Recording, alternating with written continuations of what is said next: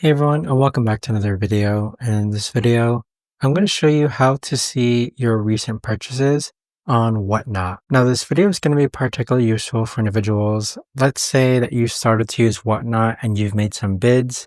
How do you actually go ahead and see your recent purchases? Now, this video is going to be short, sweet, and simple, guys. There's not going to be a lot of steps involved.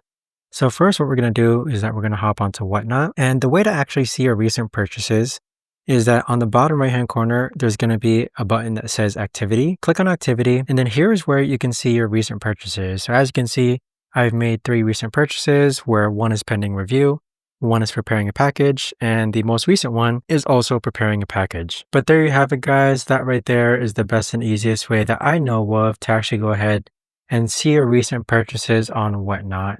If you guys know of a better or easier way to actually do this, let me know in the comments down below. I would love to know. Thanks so much for watching, everyone, and I'll see you guys all in the next video.